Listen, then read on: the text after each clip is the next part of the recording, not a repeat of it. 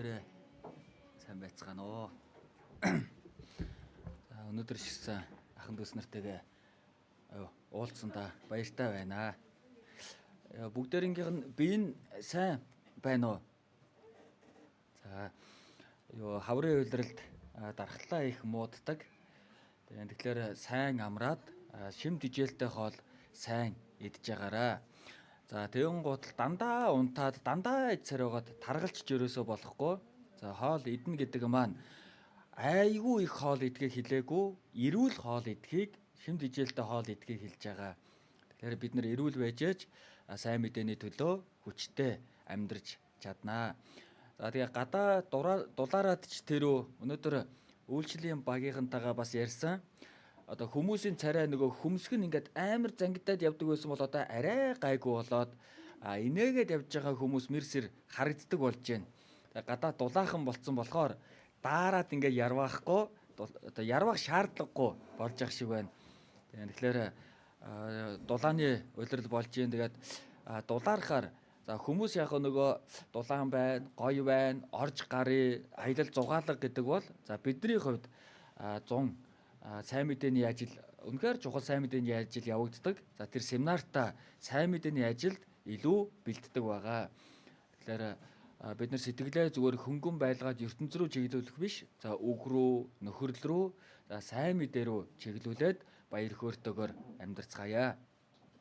Хамтдаа залбираад өнөөдрийнхөө үгийг эхлэе. Биднийг хайрлаад гэм нүглийн дундаас аварсан эзэн таны нэгүсэлд чин сэтгэлээсээ талархаж байна. Та биднийг авраад энэ үг ажилдаг чуулган дотор байлгаж сүнсийг маань үгээрээ дамжуулан тэнхрүүлж байгаа амьдралыг маань та өөрийнхөө ажиллаж байгаа үг болон амьдрал донд маань тохиолдож байгаа олон зүйлсээр дамжуулан засаж байгаа өөрлөгөө эргүүлж байгаа нэгүсэлтэн талархаж байна. Толгойгуудаа залбирж байгаа ахын дүүс нар маань болон энд ирэх байсан ч хувийн олон төрлийн ажлаас болоод ирч чадаагүй бүхий л ахын дүүс нартай минь алхам тутамд нь хамт байгаарай. Эзэн таны өмнө очиод ичгүтэр байдалтайгаар тантай уулзаж санаа зовлгүйгээр эргэж хараад бидний дундаас нэгэнч алдагдаж гээхдэггүй байхаар та хүн нэг тус бүрийн итгэлийг сахиж хамгаалаарай гэж гуйж байна. Өнөөдөр ч гэсэн үгийн өмнө ахын дүүс нар маань ирсэн байгаа билээ. Үгийг дамжуулж буй болон сонсож буй аль алийн зүрх сэтгэлийг хөдөлгөж ариун сүнстэй өөрийнхөө хүч чадлаар хамт байж ажиллаарай гэж гуйж байна. Энэ цаг эхнээс нь дуусах хүртэл эзэн таны хүчит мотор даатгаад биднийг үргэлж хайрладаг Есүсийн нэрээр талархан залбирлаа. Амен. За эхлэх үг болгоод 1-р Самуэль за дэлгэцэн дээр гаргасан байна. Уучлаарай. Нэрээ энэ чи хажууд ишээ болгоно шүү дээ, тий. За 1-р Самуэль 16-гийн 7-р шилийн за учир нь гэд дунд хэсгээс доошогоо уншиж өгөх болно. За уулын дэлгэцэн дээр гаргасан ийшээгээ жоохон шахах байснаа шахаагүй байна. За уучлаарай. За дараагийн удаа ингээ шахаад хийнэ. За 1-р Самуэль 16 дугаар бүлгийн 7-гийн дунд хэсгээс ахуулаад хамт уншнаа. За учир нь бурхан хүнтэй адил хардаггүй. Хүн гаднах зүрхийг хардаг бол эзэн зүрхийг нь хардаг. Хардаг гэв гэсэн байна. За өнгөрсөн эзний өдөр болон энэ эзний өдөр ирэх эзний өдөр ч гэсэн ирэх эзний өдөр өөр хүн сургаал орох болно. Тэрний дараагийн эзний өдөр авралын талаар хамтдаа бодож үзнэ. За аврал гэдэг маань яагаад вэ гэхээр бурхны өмнө амьдарж байгаа бидний хувьд хамгийн чухал зүйл байгаа. За хүн энэ ертөнцийн бүх зүйлийг олж аваад дутах зүйлгүй амьдардаг байлаа гэд аврал байхгүй бол бурхны өмнө очиход хоосон байх болно. Мөнхийн шийтгэл рүү явах болно. За эсвэргээрээ бид бүхэн бусдаас дутуу амьдарсан байж болно. За идэлж хэрэглэх зүйл хагас дутуу байсан байж болно. За хүний нүдний үзүүрт гадуурхагдж амьдарч байгаа байж ч болох юм. За гэхдээ авралыг би өөрийн болгосон бол, гэм нүглийн уучлалыг өөрийн болгосон бол За Бурхны өмнө очиход өргөмжлөгдөх болно. Мөнхийн деважинд мөнхөд байх болно. Тэгэхээр бид бүхэн зовох хэрэггүй. Аврагдсан бол эсвэргээрээ аврагдаагүй бол за Бурхны өмнө миний бүх зүйл 0 байна гэсэн үг. За мэдээж аврагдсан хүн Библи уншина гэдэг нь чухал. Аврагдсан хүн сүмд явна гэдэг нь мэдээж чухал. За аврагдсан хүн чуулган дотор үйлчлэнэ гэдэг нь мэдээж чухал. За үргэлжид залбирна гэдэг маань мөн ялгаагүй чухал мэдээж чухал. За гэхдээ Библиэр дамжуулан бидний сурж байгаа зүйл харагдах байдал тийм ч чухал биш. Энд бидний саяхан уншсан хэсэгдэр за Бурхан сэтгэлийг хардаг гэж байна.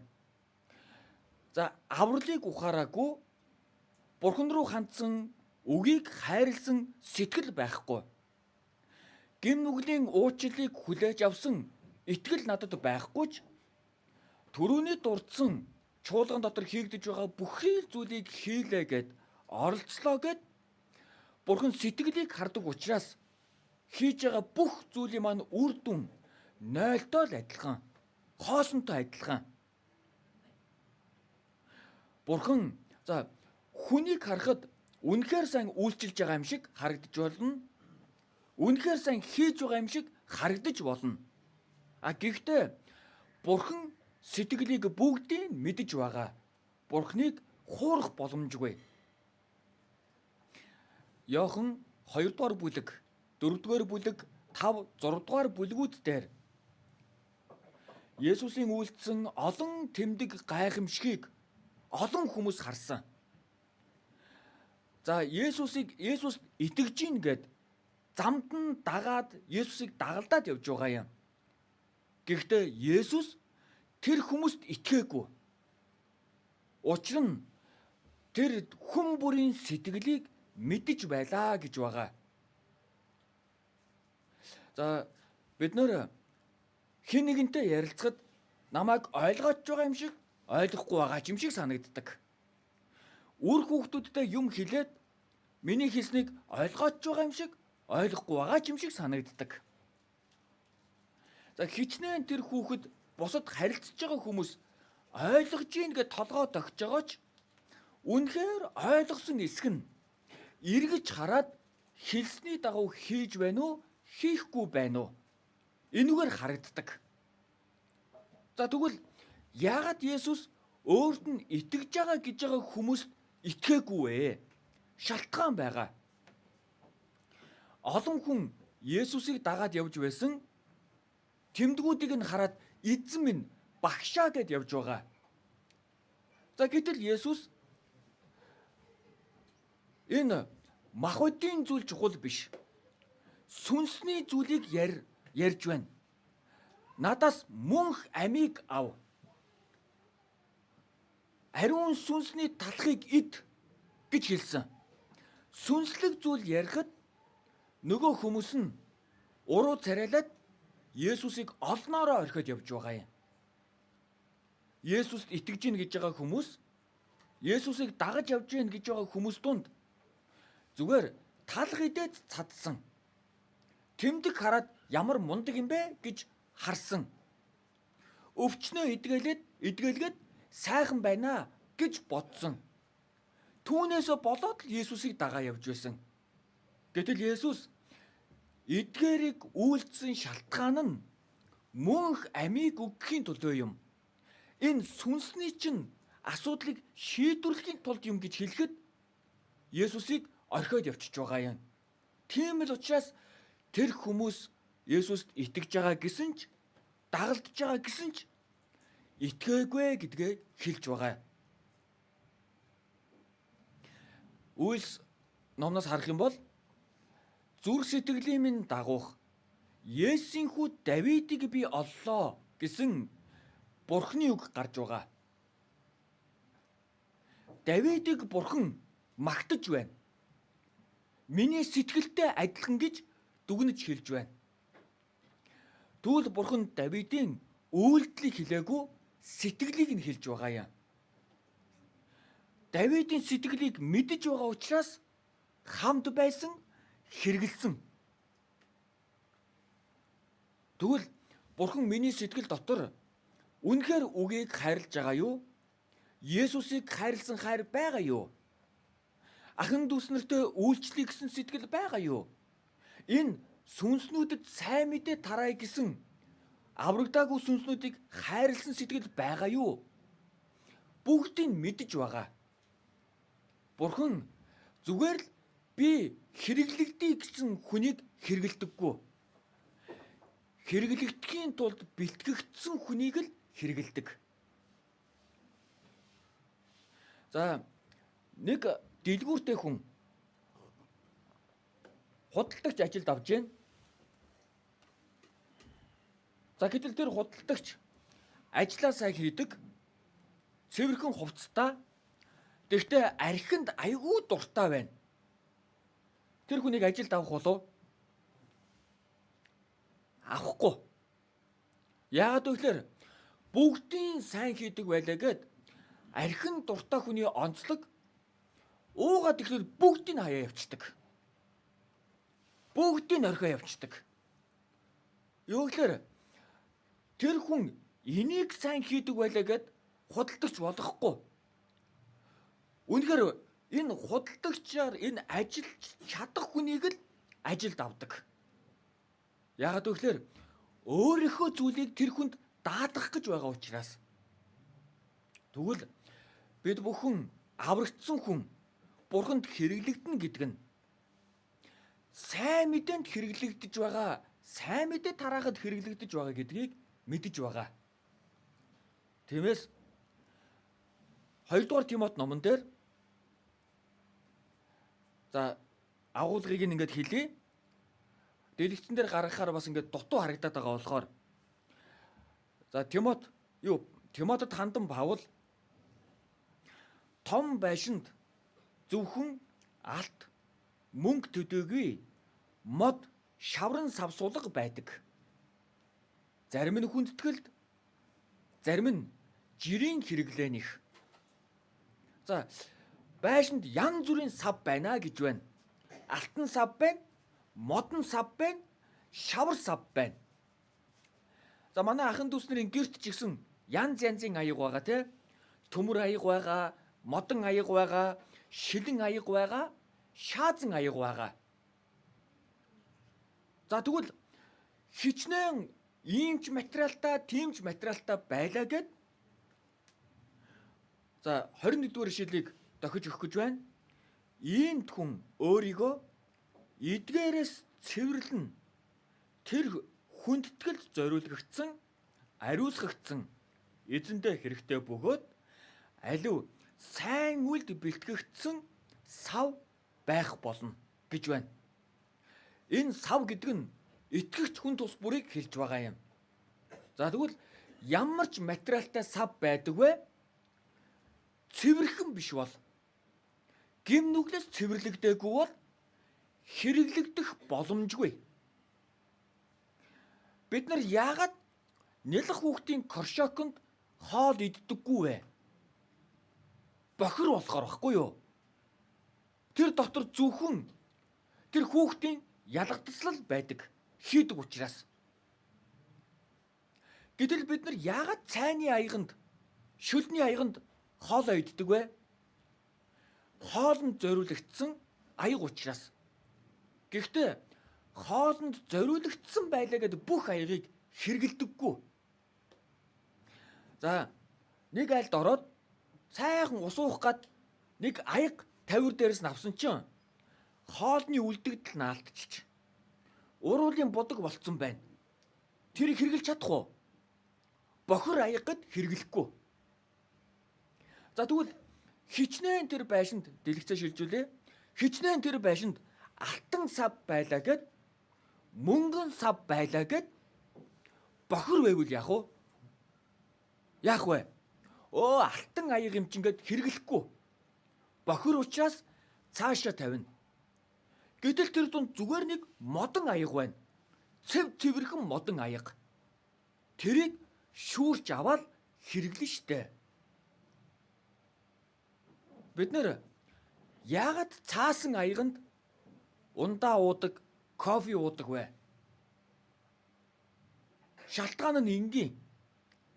Гэлгэр уутнаас гаргаж ирсэн цэвэрхэн учраас л хэрглэж байгаа юм. Бохир байвал хэрглэхгүй. Тэгвэл Давидыг бурхан зүрх сэтгэлийн минь дагуух хүн гэж дуудсан нь Давидын сэтгэл бурханы өмнө цэвэр байсан байхгүй юу?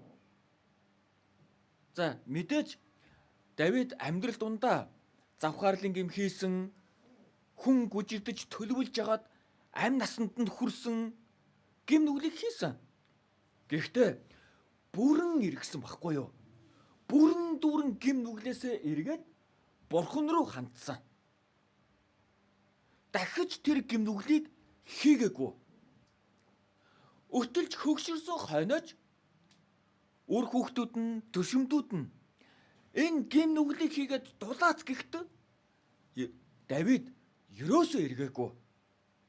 Тийм л учраас Давидыг зүрх сэтгэлийн минь дагуух хүн гэж байгаа юм.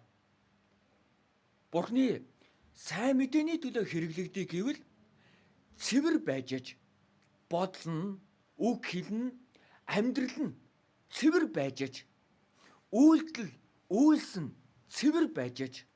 Тэгвэл миний амьдрал цэвэр бай гэвэл сэтгэл минь цэвэр байж аж боломжтой. Ийм хүнийг бурхан хэрэгэлдэг. За гэтэл Исая 6 дугаар бүлэг дээр ийм агуулга гардаг. Эзний ажлын төлөө хэн явах вэ гэж бурхан асуудаг. Гэтэл Исая би энд байна. Намайг явуулаач гэж байгаа юм. Мэдээж олон хүн би бурханд хэрэглэгдмээр байна гэдэг. Би эзний төлөө амьдрмаар байна гэж хэлдэг. Заримдаа үг нь тийм байна, заримдаа үйлдэл нь тийм байна. За, хүсэхгүй байгаа хүнийг бурхан хэрэглэхгүй. Нөгөө дургүй хүнд ажил даалгачаар хийдгүү штэ. Хагас дутуу хийдэг. Ийм хүнийг бурхан өөрийнхөө сайн мэдээний төлөө хэрэгэлдэггүй. Боломж олгож игсэн хэрэгэлдэггүй. Гэтэл Исая би энд байна. Намайг хэрэглээч гэж байгаа юм. Эзэнд хэрэглэгдээ, сайн мэдээ тараая, бүр чин хүсэл байна. За одоо ингэдэг штэ. Хичээлдээ боо юм болж иж явдаг. За гэтэл нэг залуу нэг хүнд сайн болчлоо гинэ. Би чамд дургүй гэхтэл үүдийн сахиа суугаад байдаг. Энд чи хүсэж байгаа учраас бороотоо, цастаа, шүн орой байсан ч хийгээд байгаа юм. За бүр үнэхээр хүсэж байгаа учраас зарим хүмүүс ингэдэг. Өдөржингөө ядарч, зүдэрч ажил хийчээд ажлаа дуусгаад хальт гэрээрээ орж хоол идэнгуудаа PC-ний газар руу явж байгаа юм. Тоглоом тоглохоор. Шүнжэнгөө тоглоод үүрээр ажил руугаа явж байгаа юм. Энд чинь хүсээд бүр дурлаад байгаа учраас тийм зүйлийг хийж байна. Тэгвэл хүн дуртай зүйлийнхаа төлөө юу ч үл нөлөөлөн явдаг. Тэгвэл Исая хинч эзний төлөө явах хүн байхгүй байна. Гэтэл Исая би явъя. Би сайн мэдээний төлөө амьдрээ. Би эзний алдрын төлөө амьдрий. Хүсэж байгаа юм. За, хүсээ зогсохгүй цэвэр ариун нар даруй дорд сэтгэлээр эзнээс хүчийг гуйж, мэрэгэн ухааныг гуйж эзэнт хэлж байна. Хүсээд дагаж байна. Гэтэл эзний ажлыг хий, сайн мэдээнд хэрэглэгдэй гэсэн хэрнээ амьдрал нь бохир байх юм бол, амьдрал нь цэвэр биш байх юм бол хичнээн хүсэл байсан ч хэрэглэгдэж чадахгүй. Хичнээн тэр эзний ажлыг хийсэн ч Бурхан тэр хүнд хүч өгөхгүй. Яагаад вэ? Бохир байгаад байгаа юм чин. Сэтгэл нь буруу байгаад байгаа юм чин. Тэгвэл Бурхан ямар хүнийг хэрэгэлдэг вэ? Хүсэж байгаа цэвэр тэгэд даруй хүнийг хэрэгэлдэг. Мосед Египт рүү яв. Миний ард түмнийг Египтээс гарга гэж хэлсэн. Гэтэл Мосе би ярьж чадахгүй. Би зориггүй. Би юу ч чадахгүй гэдэг. Гэтэл Мосегийн гарт байгаа таягаар дамжуулан Бурхан олон гайхамшиг үйлдсэн. Зүгээр л нэг таяг. Тэгвэл тэр таяг нь мөн аврагдсан намайг хэлж байгаа юм.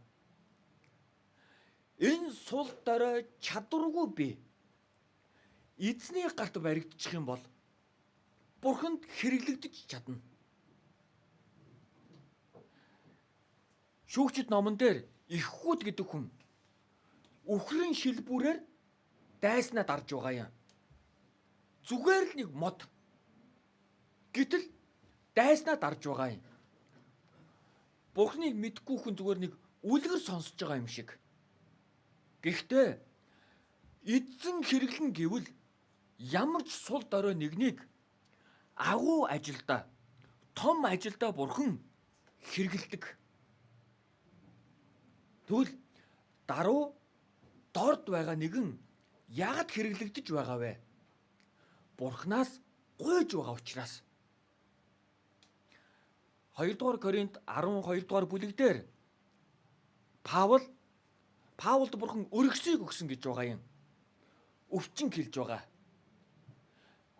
Тэр өргөсөө Бурханаас авч өгөөч гэж 3 удаа гуйсан. Бурхан аваагүй. Шалтгаан нь хүн хизээ мөхөс байна. Тэр үед бид тусалдаг. Тэр үед хүчтэй байдаг гэж байгаа юм. Тийм учраас Паул тэрүүгээр сайрхаж хэлж байна. Би сул дорой. Би өчүүхэн. Гэхдээ үргэлж Бурханаас гуйж байна. Тийм л учраас би хизээ сул дорой байна. Тэр үед эзний өмнө хүчтэй байдгаа гэдгийг хэлж байгаа. Бурхны өмнө өөрийгөө өчүүхэн, сул дорой. Би хинч биш. Чадах юм байхгүй. Эзэн туслахгүй л бол сайн мэдээ тарааж чадахгүй, эзэн туслахгүй л бол үг уншаад ойлгож чадахгүй мэдэж байна. Хүлээн зөвшөөрж байна. Тийм хүн чин сэтгэлээсээ залбираад Бурханаас гуйж байна. Бурхан дүүргэдэг. Бурхан хүчийг өгж байгаа бол тэр хүн хүчтэй гэсэн үг. Ахын дүүс нар маань итгэлийн амьдрал дундаа Библийг унших гэж оролдож л байсан баг. Бүр хардаа одоо эрдэмтэй эхийг мэддэг. Ярьж сонсож чаддаг. Тэгсэн хэрнээ Библи уншаад ойлгохгүй байгаа юм. Яагад гэж Бурхан туслахгүй байгаа болохоор. Гэтэл дөнгөж 10 жилээ л төгссөн боловсралтай аврагдсан нэгэн Бурхан минь би Библийг унших гэж байна. Ариун сүнстэй надад ухааруулаач. Би өөрөө уншаад юу ч ойлгож чадахгүй. Эзэн та туслаараа, ухааруулаараа. Тэр нууцаа надад ил гаргаараа. Мэдүүлээрэ гэж чин сэтгэлээсээ залбирж байна. Өөрийгөө юу ч чадахгүй гэдгээ хүлээн зөвшөөрөөд Бурханаас гуйж байгаа юм. Тэр хүн үгийг уншдаг. Тэр хүн үгийг сонсдог. Бурхан ухааруулдаг. Толгой сайтаатай биш, мэрэгүү ухаантайтай биш, Бурхан туслаж байгаа учраас ойлгож, мэдэж, ухаарч байгаа юм. Тэгвэл энэ ариун сүнсний хүч чадлыг Бурхан хэнд ил гаргадаг, хэнд өгдөг вэ? Хамгийн эхлээд бидний шийдвэрлэх ёстой чухал зүйл аврагдсан хүнд өгдөг.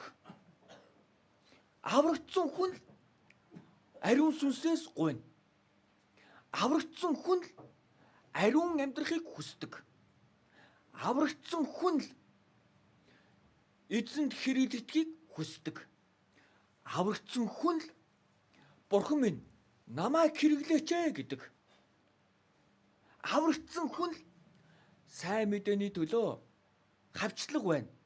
Уруу татлах байна. Олон гим нүглийн сорилт байсан ч тэр болгоныг Бурханаас өгөх хүчээр давж гараад Бурханд хэрэглэгддэг. Бурханы хүслийн дагуу амьдрдаг.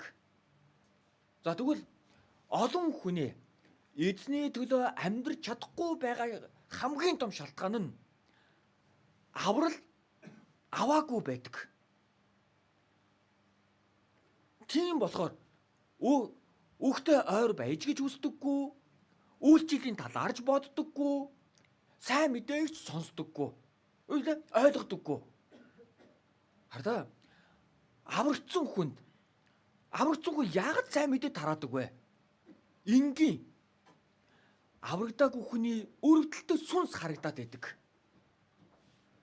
Там руу явж байгаа гэдгийг мэдж байгаа учраас энэ үгээр үйлдэлээр намайг хавчиж байгаа боловч сонсохгүй гэж дургүйгээ хэлж байгаа боловч энэ сүнс нь там руу явж байгаа. Тийм учраас чимээгүй байж чаддаггүй, хэлэхгүй байж чаддаггүй. Паул сайн мэдээний төлөө амьдрсан шалтгаан нь болцолгүй хайр нэгүслэр аврагдсан байхгүй юу? Паул өөрийгөө би эдгээр нүгэлтнүүдийн хамгийн өчүүхэн нь гэж хэлсэн. Яагаад гэвэл олон Христэд итгэгчийг хавчиж, зодож, заримынх нь аминд хүрч, шоронд хорж байсан.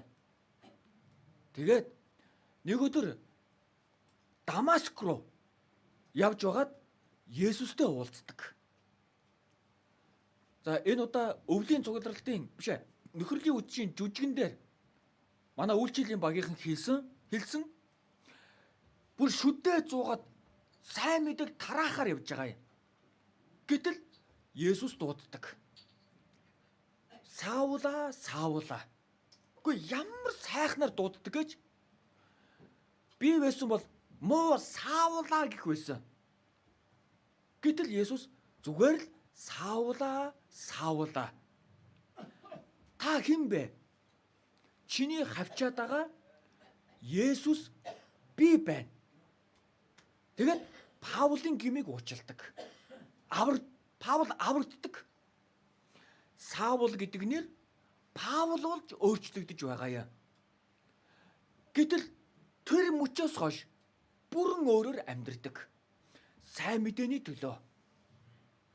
Сайн мэдээг устгах гэж, сайн мэдээг бодиулах гэж, итгэдэг хүмүүсийг барьж, хорж, зовоох гэж явдаг байсан тэр нэгэн хавчиж байсан хүмүүстэйгээ нэг сэтгэлтэй болоод тараах гэж байсан, тэр бодиулах гэж байсан сайн мэдээнийхээ төлөө тэр зовлон амсаад өөхөх хүртлээ, эцэс хүртлээ амьдрсан шалтгаан нь аврал авсан учраас. Аврагдаагүй бол тэрнээс хойших зүйл 0 болдог. Тоо 1-2 гэд эхэлдэг бол итгэлийн амьдрал авралаас эхэлдэг. Тэгвэл 1 гэж тоо эхлэегүй бол тэгээрээ л яваад байна. 1 гэж эхэлсэн бол 2, 3, 4 хэд ч хүртэл явж болно. Бидний итгэлийн амьдрал Есүсийн цусаар болцолгүйгээр аврагдсан гэдгээ мэдж, ухаарж, авралаар эхлэх юм бол бид нар юуны төлөө амьдрах хэрэгтэй вэ? Энэ ертөнцийн хамгийн үн цэнтэй ажил юу вэ гэдгийг мэддэг. Итгэлийн амьдралыг маань юу хамгаалдаг вэ гэдгийг ч мэддэг. Нэг хүн тэгжсэн.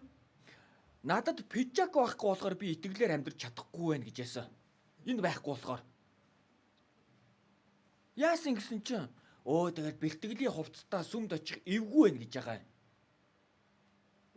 Өөрийнх нь шалтгаан байхгүй юу? Хувцсандаа биш. Өөр зүйлд асуудал байна. Гэтэл зарим хүн хойшлуулшгүй ажил гарсан, ажил нь сунж ажилласан, дуусгаад чуулган руугаа гүүгээд тос наалдчихсан, үртэс наалдчихсан. Үгээ баяртаагаар за хэдхэн минут ч гэсэн сонсъё гэд. Тэр үгнээс баяр хөөргийг аваад ахын дүүс нартайгаа нөхөрлөчөөд явж байгаа юм. Шалтгаан нь аврал авсан учраас. Тэгэхээр энэ эзний төлөө амьдрна, сайн мэдээний төлөө амьдрна гэдэг нь авралаар эхэлдэг. Авралаар эхлээд шагналаар дуусдаг. Энэ ертөнцийн амьдрахтаа шагналын төлөө амьдрдаг. Аврагдаагүй хүн шагналын утга учирыг мэдэхгүй. За энэ бидний амьдарч байгаа үед олон төрлийн спорт байна. Заримыг нь бид нар сонирхдаг, заримыг нь бүр ойлгодогчгүй. Ямар утгагүй юмд дурлдаг юм бэ гэж боддог. Яагаад гэвэл тэр спортыг мэдэхгүй, ойлгохгүй болохоор хичээл зүтгэлийг нь ч ойлгохгүй байна.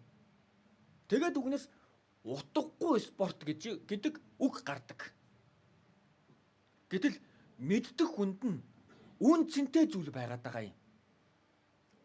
Тэгвэл аврагдсан хүнд итгэлийн амьдрал, сайн мэдээний амьдрал чухал. Аврагдаагүй хүнд бол ойлгохын аргагүй зүйл. Яагаад сүмд явдгийг, яагаад үйлчлээд идгийг, нэг ажилтаа юм шиг байнга л нөхөрлөхийн аврагдаагүй л ойлгохгүй. Харин аврагдсан нэгэн чуулган байгаад талархдаг. Ахын дүүснэр байгаад талархдаг. Тэгээд миний итгэлийн амьдралын төлөө энэ нөхөрлөлүүд байгаад талархдаг. Нөхөрлөөр дамжуулан тайвширлыг, тайтгарлыг би чинь буруу тийшээ явж исэн байна гэд зэмлэл залруулгыг ч гэсэн авдаг. Тэрэнд ч гэсэн талархаад би буруу зүг рүү явж байсан юм байна. Одоо буцаж ирэх хэрэгтэй юм байна гэд иргэдэг. Гэтэл бидний болгоомжлох ёстой зүйл байна. Марк 15 дугаар бүлэг дээр ийм агуулга гардаг. Марк 15-ын 3 дээр. Марк 15-ын 14 дээр. За дэлгэцэн дээр юу ч гэсэн гаргаад. За 15-ын 31 уушлаарай. 15-ын 14-ийг унших гэж байна. Дохих гэж байна. За дэлгэцэн дээр юу ч гэсэн нэг за юу дэлгэцэн дээр ингээ хажуу талд нь жижигээр гаргахад болохгүй бах та тий. За дохиж өгнө. Тэднийг орхи. Тэд сохруудын сохор удирдагчид юм. Сохор нь уучлаарай. Марк 15-ын 14. Уучлаарай. Өөрөө гаргаад уншиж гин. За Марк 15-ын 3 дугаар ишлэлийг хамт уншъя. Дохиж өгнө. Тэднийг орхи. Тэд сохруудын сохор удирдагчид юм. Сохор нь сохортой газарчилбал хоёул нүхэн дунах болно гэхэд. За энэ сүмд яваад байгаа, Библи уншаад байгаа, үйлчлээд байгаа хүн. Гэхдээ сохруудын сохор газарчин гэж байна. Энэ буруу урсгал, буруу сүм, буруу сургаалыг хэлж байгаа юм. Бид нар Библи дээрээс авралыг хасчих юм бол 0 болно. Бид нар сургаалаас авралыг хасчих юм бол зүгээр л сэтгэл хөдлөл болно. Бид нар аврагдсан учраас сургаал сонсож байна. сургаалаар дамжуулан аврагдсан хүн хэрхэн амьдрах хэрэгтэйг заалгаж байна, сурж байна. Гэтэл энэ үгийг Есүс хэлсэн. Эргэн тойронд нь байгаа шашны зүтгэлтнүүдийг хараад та нар сохруудын сохор газарчин гэж байгаа юм. Матай 23-ын 13-аас харах юм бол сохрон сохроо дагуулад явбал хамтдаа нөхрөө уннаа гэж байгаа. За нэг ийм зүйл харж исэн. 3 хараагүй хүн явж байгаа юм. За таягаараа мэдрээд явж гин. Гэтэл хамгийн ихний хүн нь ногоо улаан гэрэл асаалттай байхад шууд явчихж байгаа юм.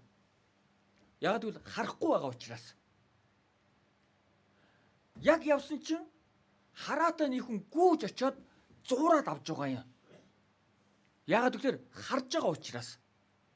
За тэгвэл тэр хараагүй хүн улаан гэрлэр машин зам руу орвол бүгдэл дайруулж магадгүй байсан.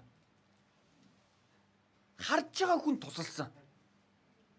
За гэтэл энэ фарисеучуудыг хуурамч шашны зүтгэлтнүүдийг сохруудын сохор газарчин гэж байгаа.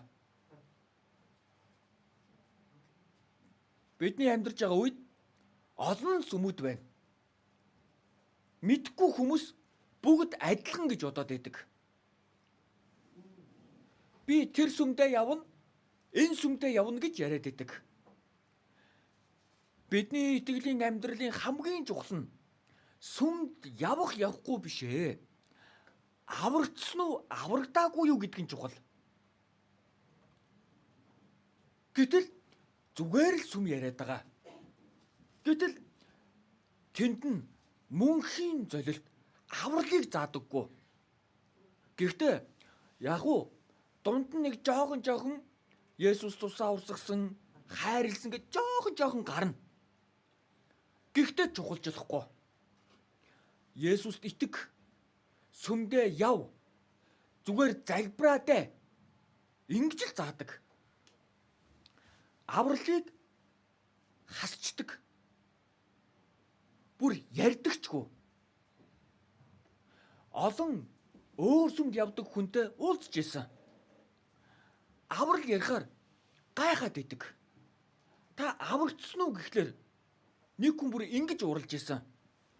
Би өөр сүмд 5 жил явсан.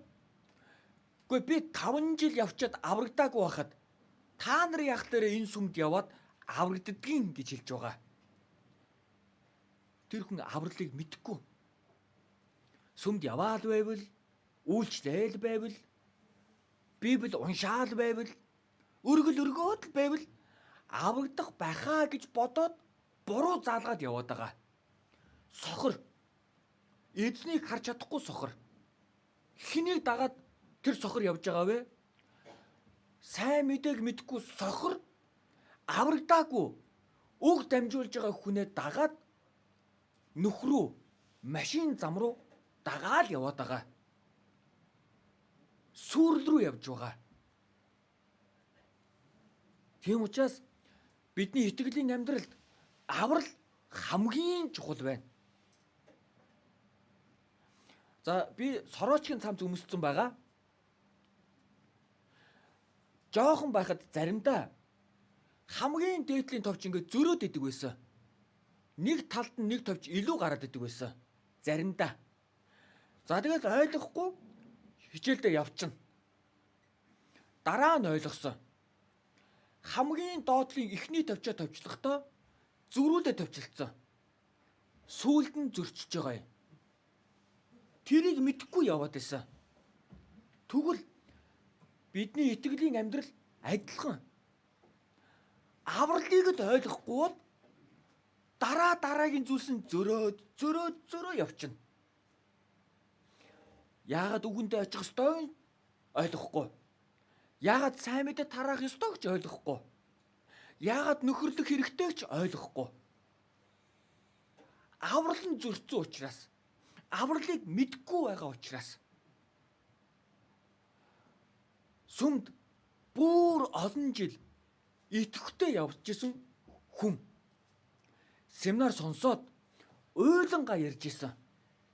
Би 13 жил сүмд явсан хэрнээ үйлчилжсэн хэрнээ аврагдаагүй байсан байна гэд. Өөр сүм дээрээ энэ удаа л аврагдлаа. Асуусан, та авралыг тэгвэл яг юу гэж ойлгосон бэ гэсэн. Асуусан. Гэтэл Есүс миний өнгөрсөнд хийсэн гэм. Бурхны өмнө очиод очих хүртэл хийх гэм. Бүгдийн цусаараа мөнхөд уучлсан юм байна гэдгийг би одоо л ойлголоо, ухаарлаа гэж хэлсэн. Өмнө нь 13 жил сүмд явсан ч энэ талаар сонсоогүй, мэдээгүй. Сохрыг дагаад сохроор л явж исэн. За, хараагүй хүн онцлог нь урд явж байгаа хүндээ найддаг штэ. Эсвэл таягны үзүүр хурж байгаа мэдэрдэг зам. Тэр замд л найддаг. Гэтэл урд найдаж байгаа найдвар нь буруу байвал яах вэ? Тэр зам нь нөхрөө осол аваар гарах тэр аюул руу чиглэлсэн бол яах вэ? Согор учраас дээл явчихна. Тэгвэл энэ хуурамч шашны зүтгэлтнүүд, за Есүс хоёр нүрт хуулийн багш фарисеучуд та нар золгүй гэж хэлсэн. Шалтгаан нь хамгийн урд гараад Бурхны үгийг ярьж байгаа юм шиг харагдана. Хувцсан, толгоо дээрх өмсгөл нь ариун юм шиг харагдана. Олон хүнд хүндлэгдэнэ. Хүүдэр залбирж байгаа нь хүртэл гайхамшигтай, гоё харагдаж байна. Гэхдээ аврал байхгүй, хоосон.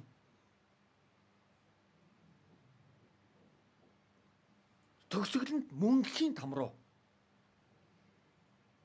Гэтэл олон хүн би тэр сүмдээ дасцсан, олон жил тэнцэнэ явсан гэд тэр сохор газарчдаа дагаад явъя гэд хүсэж идэг. Харин үг байгаа газар, аврал байгаа газар, эзний ажиллаж байгаа газар бүхнийг байгаагаар нь харж байгаа юм. Сүмд явдаг хүний, өөр сүмд явдаг хүний залбирал машинтай, байртай, баян, гоё болох. Машинтай болох юм төлөө залбираараа гээл. Өвчин идэхийн төлөө л залбираараа гээл. Сүнстэй, авралтай ямар ч холбоогүй. Гэтэл энэ сүм дээрээ эдгээр зүйл хоосон, өнгөрөн одноо, аврагдах хэрэгтэй шүү гэхээр ямар сонин харагдахгүй юм яриад байна. Хүлээж авч чаддаггүй. Яг л түрүүн хэлсэн зүгээр Есүсийн тэмдгийг хараад дагаад явж байгаа хүнтэй адилхан. Өвчнөө идэвхжүүлэхийн тулд, амьдралын асуудлаа шийдвэрлэхийн тулд, өрнөөс гарахын тулд зүгээр л сүмд явж байгаа хүмүүстэй адилхан. Харин Есүс итгэхгүй гэж байна. Сэтгэлийг нь харж байгаа учраас. Энэ Юудан шашны зүтгэлтнүүд буруу замаар дагуулж байсан. Олдноороо дагаад явж байсан. За гэтэл Тимот номон дээр ингэж хэлж байна. За 1-р Тимот 6-р бүлэг дээрээс энэ үгийг харъя. 1-р Тимот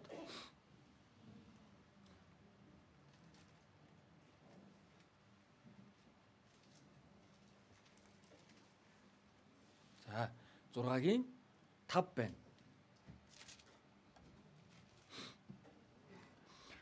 ялзарсан санаа үннээс хагдсан итгэл сүсгийг ашиг олох хэрэгсэл гэж боддог хүмүүсийн байнгын маргаан гардаг юм. За энэ ч итгэл сүсгийг ашиг хонжоо олох хэрэгсэл гэж бодчихсон.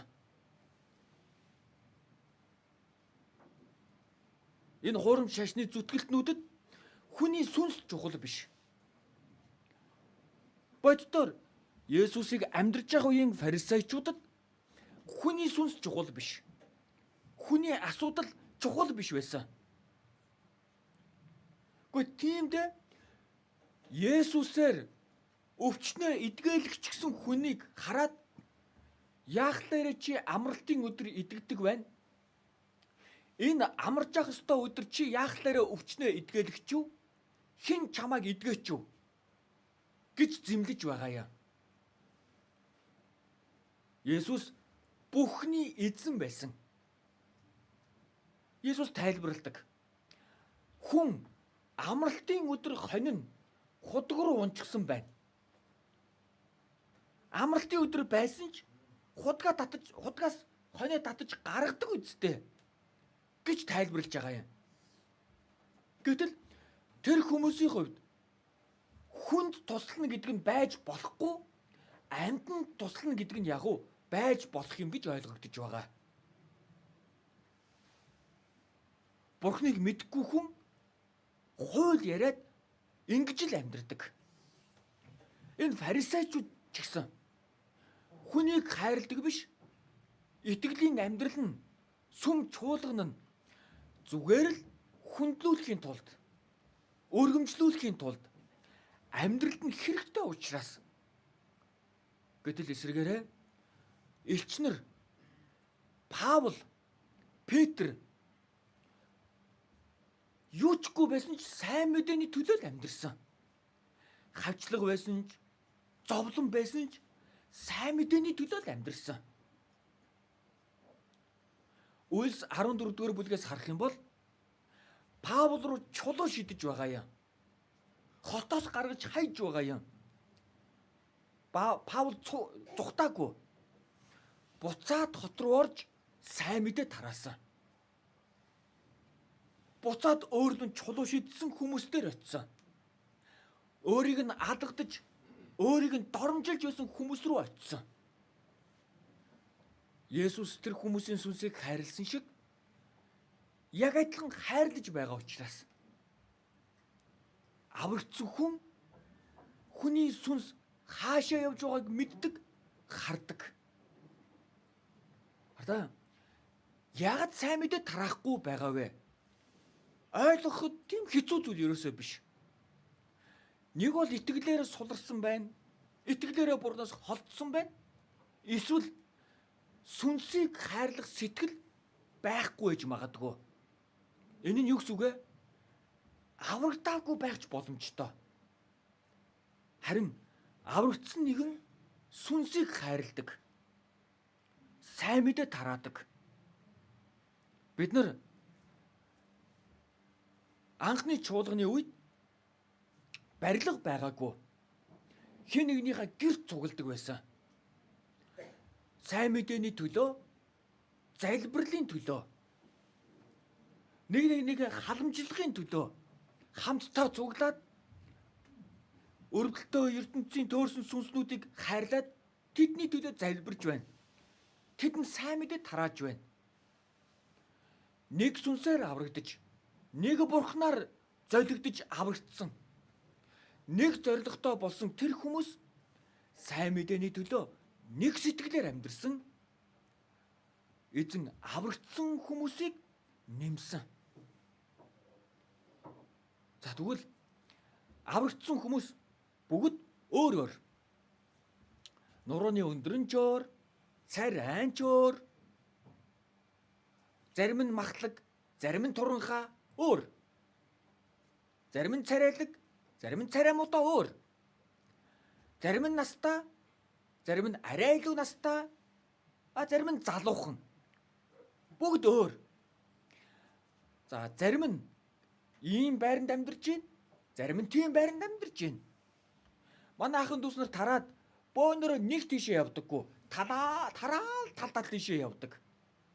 Өөрөөр газар амьдардаг. Гэхдээ нэг болгодог зүйл нь сайн мэдээ. Нэг бурханд итгэж байгаа учраас, нэг бурханы хүслийн дагуу амьдарж байгаа учраас сайн мэдээний төлөө нэг болоод амьдардаг. Энэ ертөнцийн дээр 20 эрэгтэй хүн нийлэх юм бол архиун зодтолтно. Гэтэл зуны Библийн семинар дээр мянгуула цуглаж байгаа юм. Гэтэл муудалцж байгаа, зодтолж байгаа, бохир заван байгаа юм байхгүй. Үйлчилж байгаа хүмүүс сайн мэдээ гэдэг нэг шалтгаанаар үйлчилж байна. Үг сонсож байгаа, сайн мэдээ тараагаад авчирсан ахын дүүс нар минь сүнсийг хайрлаж байгаа сэтгэлдээ нэг болоод яг цаг нь болоход очиж суучиж байгаа юм. Аврагдаагүй хүмүүс арай гайхдаг. Хэрэлдэхгүй, муудалцахгүй хоолоо игэн зогсож байгаа л аваад идчихдэг. Бүгдээрээ цаг нь болоход үг рүүгээ очиж суучдаг. Гэтэл ертөнцийн хүмүүсийн цагийг тааруулах гэж боо юм болдог гинэ. Дууддаг, цуглаад өгөөч. Бүр болохгүй болохоор нь цалинтай нь ярьж байгаа байхгүй юу?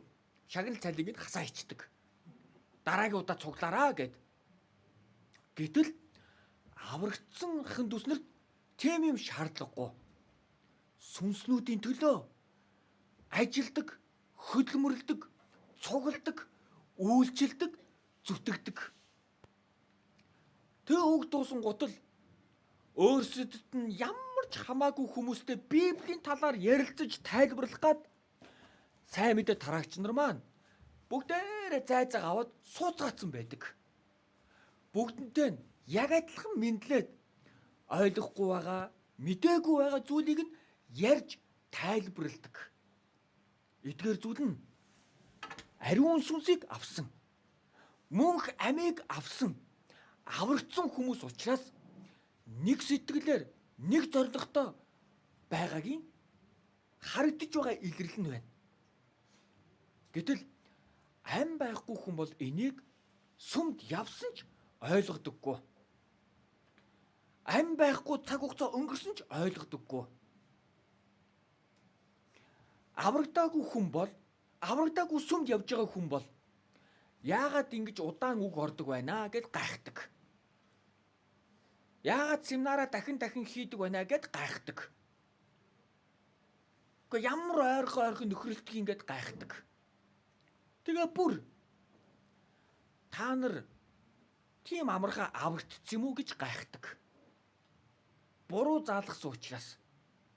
Нөгөө сохор газарчтай дагаа явчихсан учраас. Нүдтэй анж байгаа учраас Бурхны ажлыг харахгүй, ойлгохгүй, ухаарахгүй байгаа юм.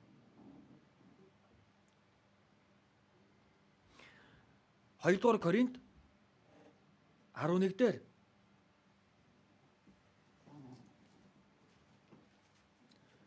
ингэж гарч байна. За урдаас дохиж өгнө. 2 дугаар Коринт 11-ийн 4 дээр за эхний хэсгийг л дохиж өгнө. Учир нь хэн нэгэн нь очиод бидний тунхагласнаас өөр Есүсийг тунхаглахыг эсвэл хүлээн авсан хэн нэгнээс та нар өөр Есүсийг хүлээн авахыг эсвэл хүлээн авсан хэн нэгнийхээ өөр сайн мэдээг зөвшөөрөхийг ч та нар амархан хүлцдэг. Энд ч зэмлэж хэлж байгаа юм. Паулийн сайн мэдээ Библиэлд гарч буй Бурхны сайн мэдээ. Гэтэл Библиэс өөрөөр сайн мэдээг тараатал хүлээг авчиж байна. Тийм юм байна гэд. Энийг нь зэмлэж хэлж байгаа юм. Зарим нь тэр сүмдэр очисон адилхан байлаа. Энэ сүмдэр очисон адилхан байлаа гэдэг.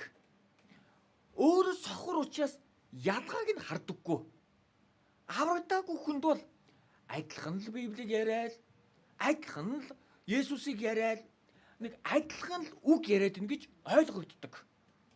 Гэхдээ харж байгаа хүн бол ялгадаг, салгадаг. Өнгөрсөн удаа өмнө нөхөрлөжээс нэг чуулганд одонтой ээжүүдийн хурал гэж болсон. Одоо захиргаан дээр ээжүүдийн ахлагч чуулганыхаа зарим одонтой ээжүүдтэйгээ хамт тэр хуралд очисон. Яагаад гэвэл чуулган дээр янз бүрийн нөхөрлөл байхгүйсэн цагаар болж байгаа учраас одонгоо зүгээд дээлээ өмсөд очисон. За тэгэл ээжүүдийн талаар за Монгол засгийн газар за сум орон нутгаас ээжүүдэд яаж туслах вэ? Яаж харилцаа холбоотой байх вэ гэж ярьж агаад дундуур нь гинтгэн өөр сүмийн яриа ороо явцсан. Жинхэнэ бурхныг мэдсэн, жинхэнэ ийм юм гээд гэтэл ээжүүдийн ахлагчийн чих ажилдаж байгаа. Айн байгаа учраас буруу юм бэ штэ, буруу юм ярьж нэгэд ээжүүдээ бүгдийг дагуулад гараа явсан. Яагаад гэвэл хамгаалж байгаа юм. Чих нь ялгаж гин. Библиэлд тагнаа амтыг ялгадаг шиг чих үнний үгийг ялгадгаа гэж байгаа. Өөр сургаал, өөр юм гараад ирэнгүүт ялгаад эн чин буруу юмд бид нэр ирцэн байж тэгэд ялгаад ирж байгаа юм. Тэгвэл Коринт чуулган ялгаж чадахгүйгээсээ болоод зэмлүүлсэн. Адилхан л байна шүү дээ. Тэр нь ч адилхан байна. Энэ нь ч төстэй байна. Гэтэл хардаа нэр төстэй юм шиг Есүсийг ярьдагч, төстэй юм шиг авралыг ярьдагч эцсийн үр дүн биш байдаг. Мөнхийн золилтыг чухалчилдаггүй. Зүгээр л Есүст итгээдэй л гэдэг.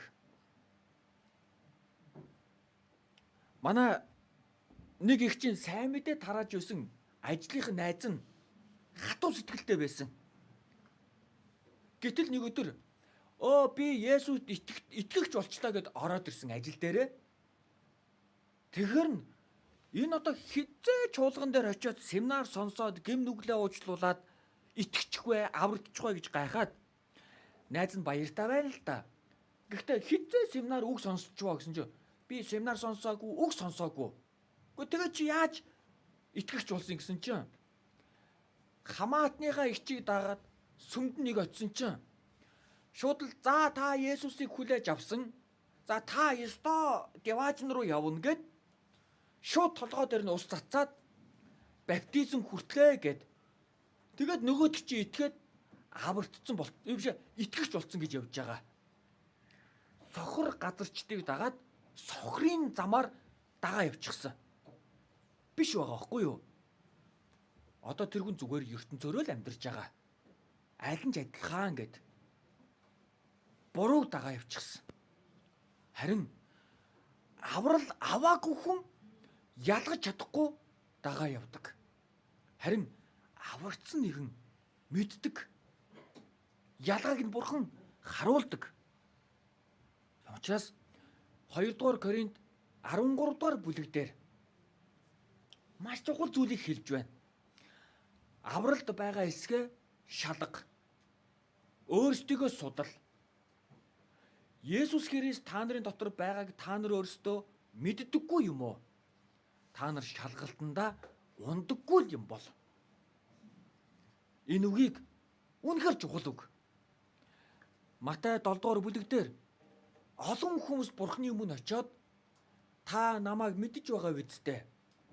Би үйлчилдэг байсан, сүмд явдаг байсан, би Библи уншдаг байсан. Амьдралаараа ариун байх гэж хичээсэн гэдэг. Гэтэл Есүс би та нарыг танихгүй. Там руу хөөдөг. Яагаад вэ? Зөв гэж бодож явсан зүйл нь аврагдаагүй сохор байгаа учраас буруу замаар явчихсан. Эцтэй там руу. Тийм учраас түрүүний хэлсэн одоо авралаа шалга гэж байгаа юм. Одоо авралаа баттай болго гэж байгаа юм. За чухал үг учраас Иохан за дэлгэцэн дээр бас гаргана. 8 дугаар бүлэг дээр. За урдаас дохиж өгнө. Иохан 8 дээр Бурхны үгсийг сонсдог. Та нар Бурхных биш учраас үүнийг сонсдоггүй гэлээ. Бурхных гэдэг нь аврагдсан хүмүүсийг хэлж байгаа. Бурхны хүүхэд болсон, Бурхны өв залгамжлагч болсон хүмүүс Бурхны үгийг сонсоод ялгаж чаддаг. Бурхны үгийг сонсдог. Харин та нар сонсохгүй байгаа нь Бурхных биш учраас. Бурхных болоогүй учраас. Библийн хамгийн эхлээд хэлсэн Библийн хамгийн чухал агуулга нь аврал. Библи дээрээс авралыг л хасаад ярих юм бол зүгээр л мэдээ ярьж байгаа гэсэн үг. Тийм л учраас Библийн талаар ярилцахад авралыг ярихаас өөр аргагүй. Мөнх амийг ярихаас өөр аргагүй. Аврал гэдэг үг нь гим нүглийн уучлалтай хамт байдаг. Авралын талаар агуулга нь мөнхийн амьтай хамт байдаг. Тэгвэл энэ аврал яагаад Есүстэй холбогддог вэ? Есүс энэ ертөнцөөр ирсэн зорилго нь зөвхөн өөртөө итгүүлэхийн тулд бос. Бидний өнгөрсөнд ирээдүйд хийх бүх гим нүглийг маань одоо ийм л дүр төрхтэй гимтнэр амьдарч байгаа миний бүх гим нүглийг Есүс уучлахын тулд энэ ертөнцийн ирсэн. Зүгээр Есүс амьдарч байгаад явсан юм биш. Зүгээр Есүс шүтгэх гэж, хүндлүүлэх гэж амьдарч байгаад явсан юм биш. Авралыг гүйцээгээд хамгийн эсвэл бүгд гүйцэлдлээ. Энэ ертөнцийн эхлэнд хамгийн ихний хүн, хамгийн төгсгөлийн хүн, энэ түүхэн донд амьдарч байгаа бүх хүний гим нүглийг уучлаад бүгд гүйцэлдлээ. Аврагдсныг нь мөнх амьтай болсон. Одоо там руу явахгүй зовх шаардлагагүй. Гим нүглээ мөнхөд уучлуулад аврагдсан хүн одоо юунаас зовх юм? Тэгвэл аврагдсан хүн Бурхны хүүхэд болсон. Тэгвэл Бурхны хүүхэд болсон тэр нэгэн энэ ертөнцийн хамгийн үнцэнтэй ажил юу вэ гэдгийг мэддэг. Мэдээж ерөнхийлөгч байна гэдэг нь чухал ажил аа. Эмч байна гэдэг нь чухал ажил. Цагдаа байна гэдэг нь чухал ажил. Онцгой байдлын аврагч байна гэдэг нь чухал ажил. Онцгой байдлын албан хаагчдад хүний ам, хүний эд хөрөнгө гэдэг нь аврах ёстой зүйл. Эмч хүнд хүний амийг аварна гэдэг нь мэдээж зүйл. Ерөнхийлөгч хүнд, хурлын гишүүн хүнд улс их орныхоо төлөө өдөр шөнөгүй ажиллана гэдэг нь мэдээж зүйл. Тэр цагдаад аюултай этгээдүүдээс иргэдээ хамгаална гэдэг нь мэдээж зүйл. Тэгвэл Есүсийн цусаар аврагдсан надад юу чухал вэ? Мэдээж зүйл вэ? Сайн мэдээ тараана гэдэг нь. Сайн мэдээ гэдэг нь тэгвэл яг юу вэ? За нэг өдөр нэг ийм үйл явдал болж исэн. Нэг найз маань ярьж исэн. Гэр хороололд таньдаг хүн дээр очичоод буцаж явсан. Гэтэл нэг чимээ гараад ахлаар нь гарч идэнгээ тусгаад харсан чинь нэг согтуу хүн цасан дээр унтж байгаа юм. Хасах 35 градусын хүүтэнд шөнө хав аранхууд. Хэрвээ тэр залуу хараагүй байсан бол тэр хүн маргааш нь хөлдөө гулуу зулах байсан. Гэтэл хөө яхаа босоороо гэтэл чи юм уу юугээ данаас танаараа зодын шүү гээл нөгөө сохтуугаа хүн. Тэгээд угд татаж босгоод угс татаж босгоод тэгээ холоос замыг гарч идэнгээр гэрэлтүүлсэн. Гэтэл нөгөө ах чи юугаад байгаа чи юм уу намайг өсто заанддаг хэн бэ гээл. Тэгтээ тэр гэрлийг хараад яваад байсан. Явж жагаад гэрэлтэй гудамд аваачаад тэгээд орхисон. Би гэрийн хайжууд байж тэгэл үлдсэн. Тэгвэл ардаа. Энэ согтуу хүн дуудсан чи намайг зодно гинэ. Өсто нэрэ надад агсан тавих гэж нэгэд орхио явчул яах вэ? Хүн явдаггүй гудамжинд харанхуй гудамжинд амиа алдна. Согтчихсон байна. Харанхуй байна. За ийм л учраас бид нар сайн мэдээ тараадаг. ертөнцид найдаад мөнхийн сүрэл рүүгээ хурдлаад төгсгөл рүүгээ хурдлаад явж байгаа ертөнцид хайртай хүмүүс маань сохроор л амьдарч байгаа. Мөнгө чухал гээд, эд баялаг чухал гээд, ажил чухал гээд явж байна.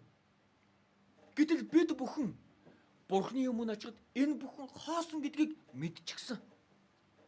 Аврагдчихсан. Бурхны сүнс миний дотор оршиж байгаа учраас Есүс сүнсийг хайрлсан шиг бид нарт сүнсийг хайрладаг. Сайн мэдээ тараадаг. Амархан байдаггүй. Яг л тэр согтуу хүн амийг авах гэж байгаа доромжилж байсан, додох гэж байсан шиг. Чи сүмдээ яагаад явдгийг, надад битгий наатгаа яар, чи өөрөө яар, ажил ихтэй байна, зав байхгүй гэл яг л нөгөө сохроор яар. Сохроор л амьдрдаг. Хэрвээ би хэлэхгүй бол тэр газраа амьдрсаар байгаад мөнхийн галтаа там руугаа явна. Тийм л учраас чимээгүй байдаггүй. Хэлдэг. Аврагдсан учраас би хэлдэг. Аврагдсан учраас шантардаггүй. Аврагдсан учраас л үргэлжлүүлэн хэлдэг. Зуураад авчирдаг. Үгийг сонсгодог. Үгээр дамжуулан нүдэн нээгддэг. Бурхныг хардаг. Хаашаа явж байснаа мэддэг. Энэ ертөнд төгсгөл рүүгээ сүрэл рүүгээ явж байгаа мэн гэдгийг мэддэг. Бурхны өмнө гэмтэн гэдгээ үгээр дамжуулан сайныг хардаг. Тэгэд гимшдэг. Сайн мэдээний үгийг сонсоод итгэдэг. Мөнхийн авралыг авдаг. Диваажингийн найдварыг авдаг. Баяр хөөртэйгээр амьдардаг. Тэр хүртэл нь бид нар зогсдоггүй. Бид нар мэдж байгаа хүн цуглуулахын тулд энэ барилга байгаа юм биш. Сайн мэдээ тараахын тулд. Та бүхний сайн мэдээ тараасан хүнийг тухтай байлгах гад сандал байна, орчин байна, гал тогоо байна, ахан дүүснэр байна, тухтай сандалнууд байна. Сайн мэдээний төлөө. Тэгвэл аврагдсан хүн бидний сайн мэддэг үгийн чиг гарч байна. Дулал 116-гийн 12-ыг уншъя. Энэ аврагдсан хүнд л хамаатай үг. За дохиж өгөх гэж байна. Надад хандсан бүх өгөөмөр хишгийнхэн төлөө би эзэнд юуг буцаах вэ? За энэ ч аврагдсан хүний сэтгэл гарч байна. Надад хандсан өгөөмөр хайрын төлөө би эзэнд юуг буцаах вэ? Энэ нь сайн мэдээний төлөө, эзний төлөө амьдрахыг хүсэж байна. Энэ хүнд чи эзний төлөө амьдр гэж хэлээгүй. Эзний төлөө золиосол гэж хэлээгүй. Хэлээгүй байхад аврагдсан хүн одоо би эзний төлөө амьдрна. Өөр юуны төлөө амьдрах вэ? Мөнгөний төлөө ажилдаг байсан бол сайн мэдээний төлөө ажилдаг болсон. Бусадтай хэрэлдэж муудалцдаг байсан бол энэ хүмүүстэй сайн мэдээ тараахыг хүсдэг болсон. Аврагдсан учраас би яаж эзний төлөө амьдрах вэ? Яавал эзэн баярлах вэ? Ингэж амьдрдаг болсон. Бурхны өмнө үгийг сонсохоор баярлаад ирдэг болсон. Аврагдаагүй хүн дуудаад ирээд Сэтгэл нь хоосон хүндий байж байгаад явна. Аврал авсан хүнд өглөө босоод өд бэлдээд үгэндээ ирээд залбираад сэтгэлээ бэлдээд сэтгэл дотроо үгийг сэлээд явдаг. Тэгээд додолт нь дахиад харъя. Додолт нь 13 дээр би авралын хундгийг өргөж эзний нэрийг дуудана. Аврагдсан учраас эзнийг дуудаж байна. Тэгээд бүх ард түмнийх нь өмнө эзэнд тангаргалснаа би одоо биелүүлнэ. Энд ч хүнд тангаргалснаа биелүүлээд байгаа биш. Эзэнд энэ тангараг гэдэг маань зүгээр л би турнаа гэдэг тангараг биш. Библи уншина гэдэг тангараг биш. Хэн нэгний өмнө зүгээр шийдээд Библи уншаад нөхөрлөө таслахгүй гэж хичээгээд байгаа. Энэ биш. Сайн мэдээний төлөө амьдрахыг хэлж байгаа юм. Ром 14-р бүлэг дээр би амьдрсан ч эзний төлөө, үхсэн ч эзний төлөө. 1-р Коринт номон дээр би эдсэн ч, уусан ч эзний төлөө хийн. Юу ч хийсэн би эзний төлөө. Юу вэ? Эзэнд би тангаргалснаа биелүүлнэ гэдгийг хэлж байгаа.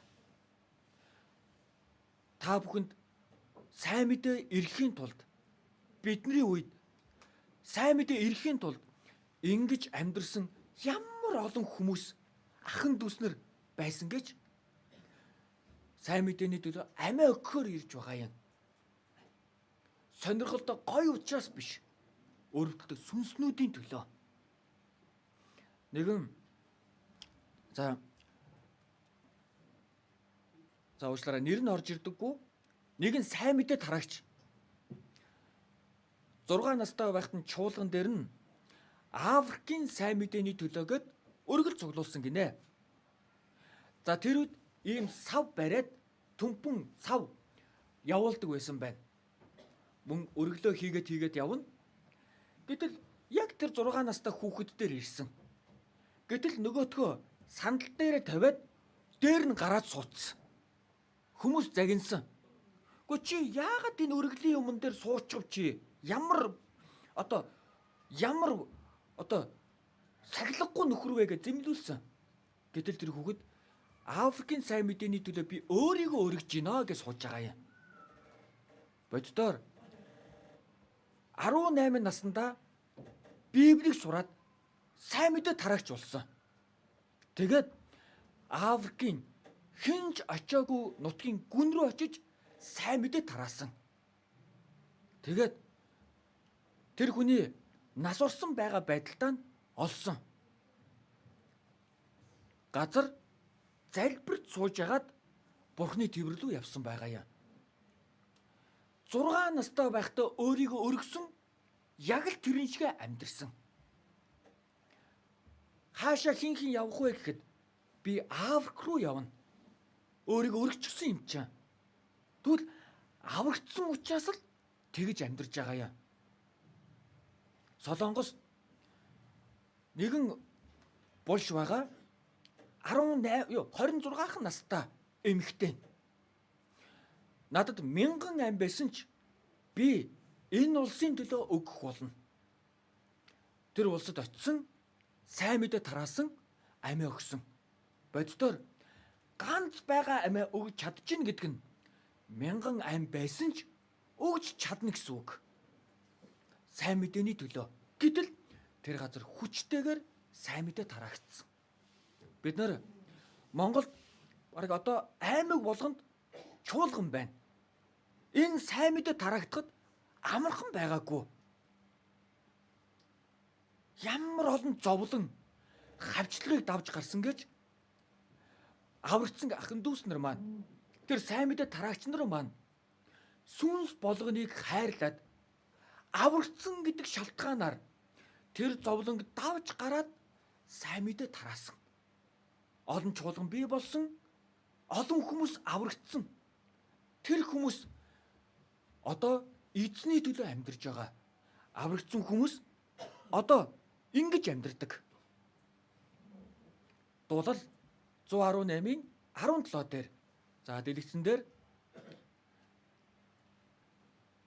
танд би талархлын тахилыг өргөж эзний нэрээр дуудана.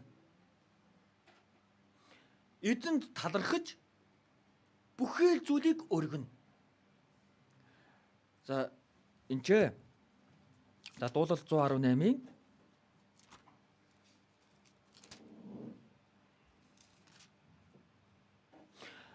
за энэ ч уучлаарай. Буруу ишлэл гартсан байна. За Библи дээрээс та бүхэнд тохиж өгөх болно. За дэлгэцээ сольжээ. Дуулал 118-ийн 17 дээр. За та бүхэн сайн хараарай. Дохиог би үхэхгүй, харин амьдрах бөгөөд эзний үйлсийг тунхаглах болно. Бичээ 118-ыг бичээч. Би үхэхгүй амьдрна гэж байна. Мөнгөний төлөө зүгээр амьдралын хэрэгцээнийхээ төлөө гээгүй. Эзний үйлсийг тунхаглахын тулд би амьдрах болно. Машин таксинд явж байгаа бол суусан хүмүүстэй сайн мэдээ тараах болно гэж хэлж байна. Сурж байгаа бол ангийнхантаа сайн мэдээ тараах болно гэж хэлж байна. Одоо амьдрж байгаа зорилго нь мах байд биш. Эзний үйлсийн төлөө. Яг вэ? Аврал авсан үнгүүгээр мөнхийн амийг авсан учраас. Үнгүү золигдож аврагдсан учраас. Тэгвэл аврагдсан хүнд сайн мэдээ тараах шалтгаан байдаг. Аврагдсан хүнд зовлон давж гарах, эзэн рүү харах, эзний үйлсийг тунхаглах шалтгаан байдаг. Шалтгаан байдаг. 1-р Коринт 9-р бүлэг дээр за Библийн олон газар Паул сул доройчуудыг талдаа оруулахын тулд, хуйлгүй хүмүүсийг талдаа оруулахын тулд, тийм хүмүүсийг талдаа оруулахын тулд би бүх хүнд бүх юм болж байлаа. Юу вэ? Талдаа оруулна гэдэг нь өөртөө найз болох гээд байгаа биш. Сайн мэдээ тараахыг хэлж байгаа. Сайн мэдээ тараахын тулд би бүх хүнд бүх хүн болж байсан. Ийм хүнийг хайрлаад сайн мэдээ тараасан, тийм хүнийг хайрлаад сайн мэдээ тараасан. Үүнийг хэлж байгаа. Тэгвэл аврагдсан хүн сайн мэдээний төлөө амьдардаг. Энэ аврал аваагүй хүн бол энийг ойлгодоггүй, энийг мэддэггүй. Үлс 5-р бүлэг дээр энэ сайн мэдээг эзэн биднэрт даалгасан, биднэр тушаасан сайн мэдээний төлөө бид амьдрдаг гэдгийг хэлж байгаа. Петр сайн мэдээ тарааснаас болоод шоронд орсон. Судлахаас өмнө дахиж энэ нэрээр ярьж болохгүй гэж тушаасан. Петр та нарын үгийг Бурхны үгээс илүүд үзэх нь зөв үү гэж хэлээд гарч яваад сайн мэдээ тараасан. Уул нь сайн мэдээнээс болоод шоронд орсон. Гэтэл гараад шоронгийн үүднээс сайн мэдээг тараасаар л явж байгаа. Олон хүмүүс наадгаа битгий яар гэсэн ч ярьдаг. Сайн мэдээг бойл гэсэн ч ярьсаар л байдаг. Яг вэ? Энэ дотор ам байгаа учраас, аврагдсан учраас, эзний төлөө амьдрах хүсэл байгаа учраас би сайн мэдээ тарай, би явъя гэдэг. Бурхан хэнийг ч хамаагүй хэрэгэлдэг юм биш. Эхлээд аврагдсан хүнийг, хүсэж байгаа хүнийг, зөв цэвэр амьдрах гэж хичээж байгаа хүнийг эзнээс мэрэгүү ухаан хүчийг гуйж байгаа нэг даруй учраас эзнээс гуйж байна. Тэр нэгнийг Бурхан хэрэгэлдэг.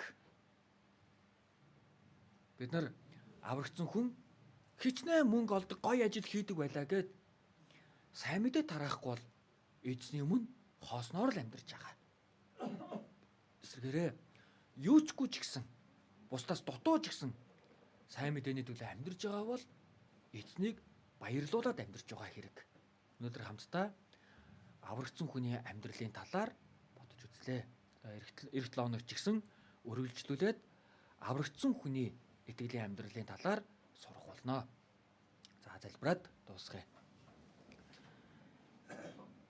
Биднийг хайрлаад гэм нүглийн дундаас аварсан эзэн таны нэгүсэлд талархаж байна. Аврагдахаас өмнө бид бүхэн моход юу хүсэж байна? Түүнийг л үйлдэж, гэм нүглийг яг л ус адил идэж, ууж амьдарч байсан билээ. Гэтэл болцолгүйгээр 2000 жилийн өмнө ариун цусаа урсгаж, гэмтэн бидний өнгөрсөнд ирээдүйд хийх бүхий л гэм нүглийг маань уучлаад, авраад мөнхийн девоочонд очих найдварыг үнгүүгээр өгсөн нэгүсэлтэй талархаж байна.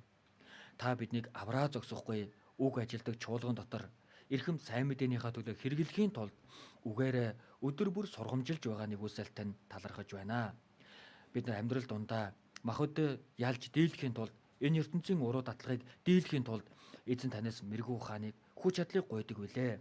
Заримдаа алддаг, заримдаа ертөнц рүү явдагч үргэлж боломж өгдөг, үргэлж хайрладаг эзэн таны нэгүсэлд талархаж байна. Энэ цагт ирэх ёстой байсан ч ирч чадаагүй ахын дүүс нар маань байгаа билээ. Ямар ч нөхцөл байдал донд амьдардаг бай. Эзэн танаар хайрлагдаж, одоо ч гэсэн хайрлагдаж байгаа аврагдсан нэгэн гэдгээ мартахгүй байхад та туслаарай. Сэтгэлээ гудаалган залбирж байгаа хүн нэг тус бүрийн зүр сэтгэл дотор та өөрийнхөө хайрыг бэлгуулж дүүргээрэй. Одоо ч гэсэн аврал нь эргэлзээтэй байгаа хүн байгаа бол 4 сарын семинараар дамжуулан сэтгэлээ бэлдээд авралаа баттай болгоно гэсэн сэтгэлээр сонсоод баттай мөнх амийг авч мөнхийн найдварыг, мөнхийн деваажингийн найдварыг авч чадахад нь та туслаарай. Үлдэж байгаа хөтөлбөр донд эзэн та өөрийнхөө хүч чадлаар хамт байна уу? Биднийг үргэлж хайрладаг Есүсийн нэрээр талархан гуйн залбирлаа. Амен. Түр зарлал хэлнэ. Баярлалаа.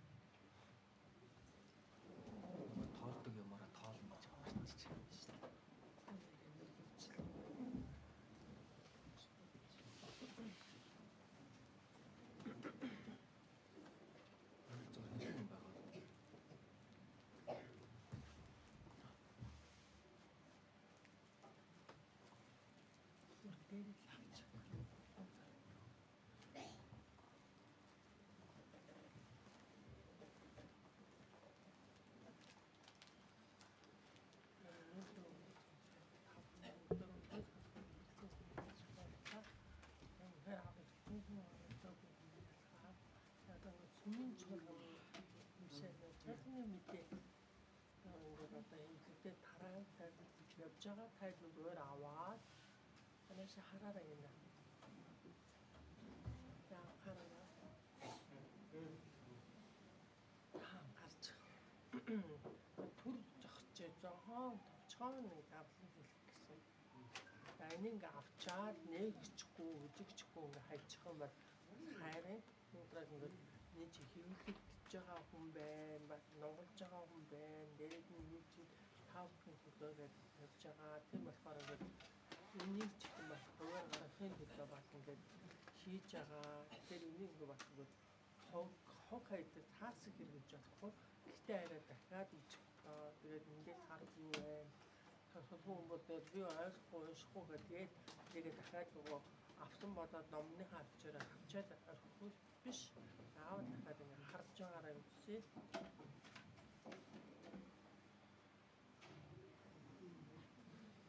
За зарлал өнөөдөр болохоор хоолоо идчихэд шууд хуучнараа дүүргэн нөхөр байдаг газартаа ингээд нөхөрлөн. Магадгүй ингээд шинээр өссөн хүн маань хаашаа орох гээд байгаа хүн байв. Тухайн хүн нь өөрийнхөө дөрөвтэй хамт хамрагдаад юм хэлээрээ. Аагуул өдөр болон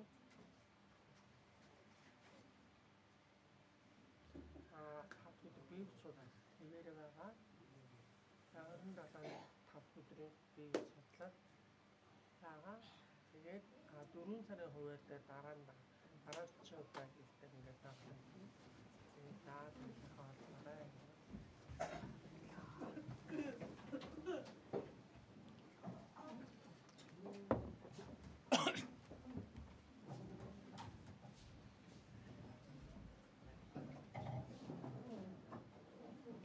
Энэ тавьсан чи бүр амар байна.